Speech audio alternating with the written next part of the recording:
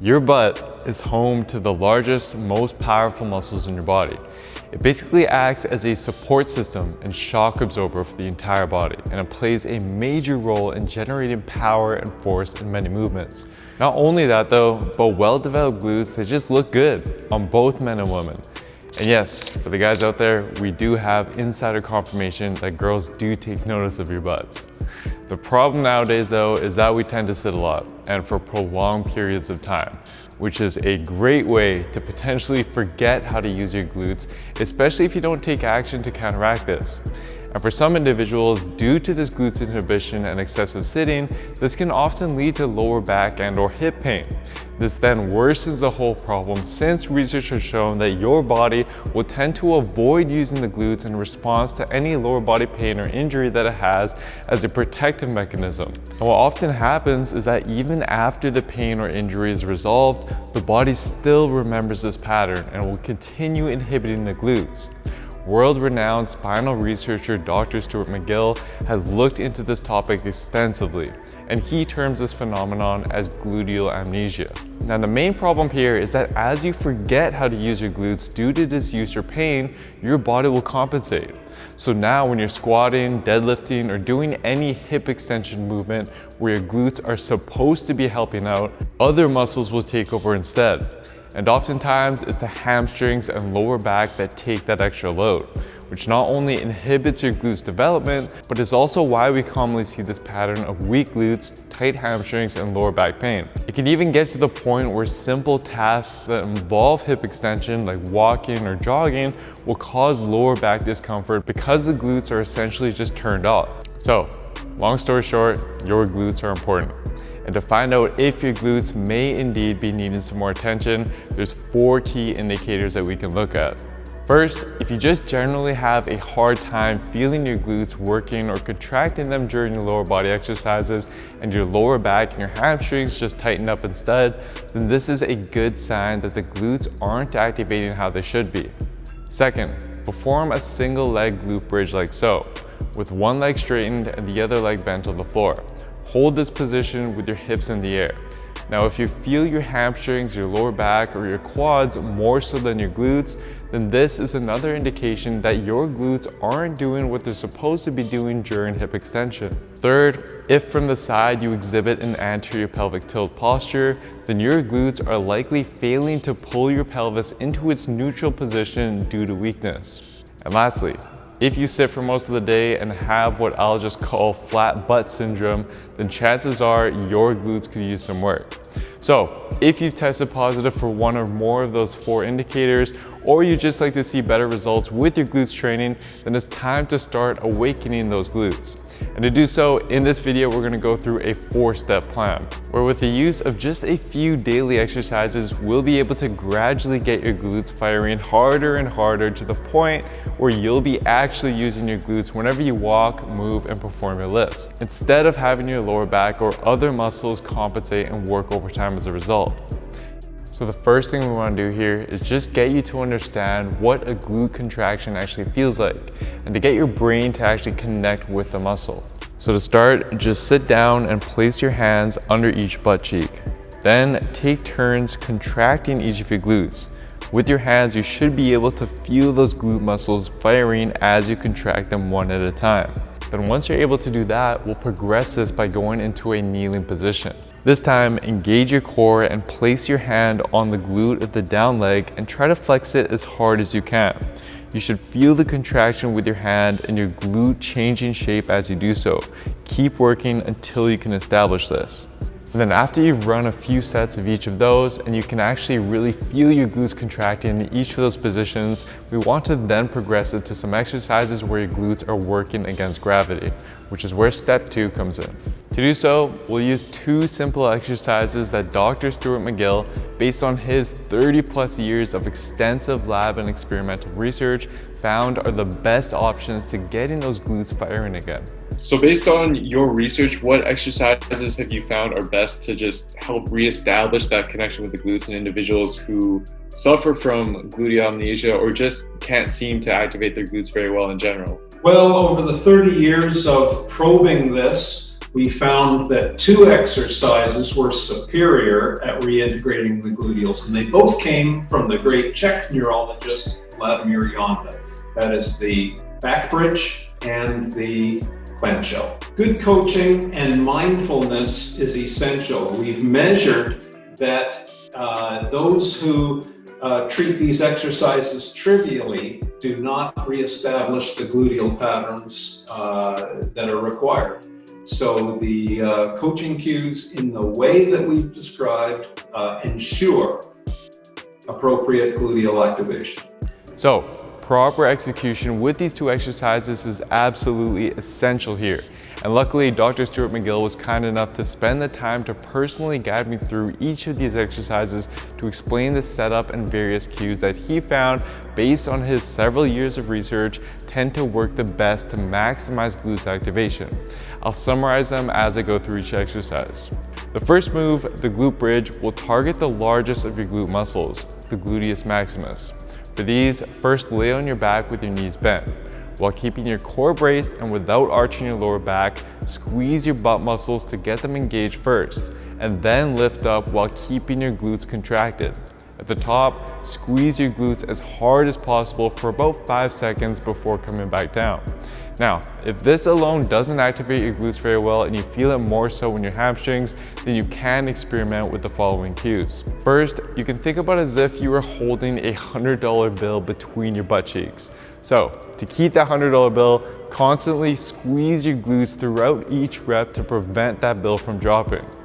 Another helpful cue is, rather than thinking about driving your heels into the ground, which tends to activate the hamstrings more, instead think about pushing your feet away from you. So actively push your feet forwards as if you were trying to perform a knee extension. And you can even perform these against the wall if you need something to push against. What this does is it will activate the quads, and then through a concept called reciprocal inhibition, will as a result decrease the activation of the hamstrings so that the glutes are now forced to do the work.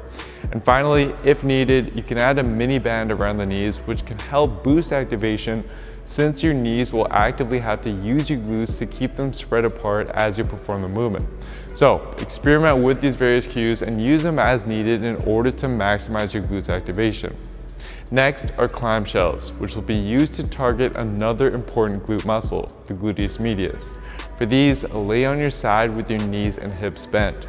Use one arm to make a pillow for your head, and then with your other hand, place your thumb on the bone in the front of your hip, and then wrap your other fingers around over top the upper part of your butt.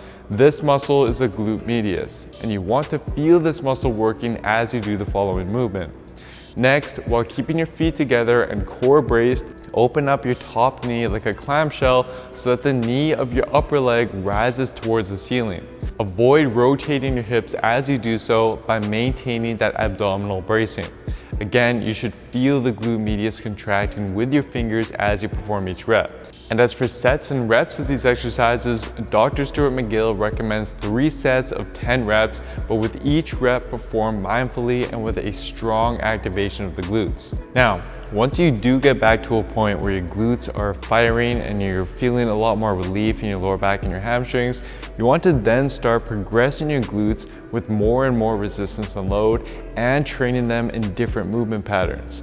And to do so, there are 3 exercises that Dr. Stuart McGill recommends are best.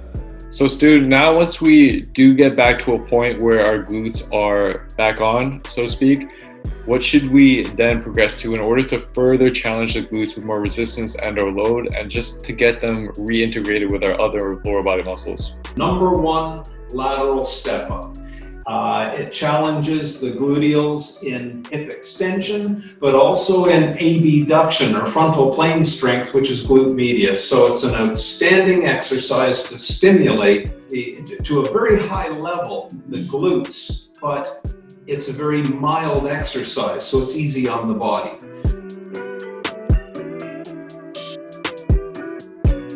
Second exercise, goblet squat. It targets the glutes, and with the coaching cues that we use, it really stimulates all of the neuromuscular compartments in the gluteals.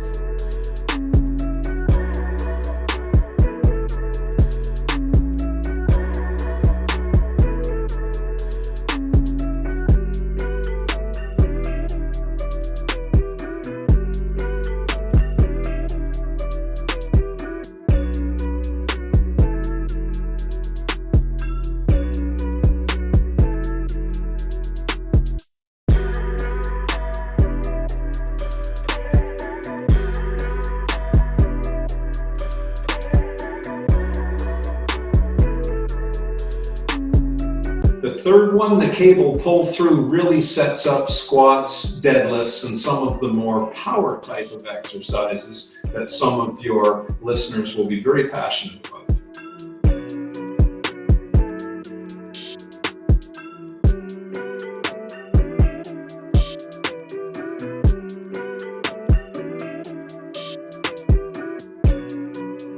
At the end of this training progression, the idea is to have full integration of hamstrings and gluteals. Now, as Dr. Stuart McGill suggested, these exercises are essential to just get your glutes back in the habit of knowing how to properly fire and work with your other lower body muscles. Then eventually you'll be able to do your more demanding exercises like split squats, barbell squats, and deadlifts, and gradually load them with more and more weight, but this time with the glutes actually doing what they should be doing as opposed to having other muscles compensate instead. Until then, however, focus on these progressions. Now lastly, although you will likely have success with the previous steps, it's important that we don't overlook a potential root cause of all of this: too much sitting and inactivity, which is where step 4, prevention, comes in. You want to avoid prolonged periods of sitting where you just aren't using your glutes at all, and instead get up and take a walk or have a stretch at least between every 30 minutes of sitting. And even better, during your breaks, perform what I'll just call a wake-up exercise for your glutes.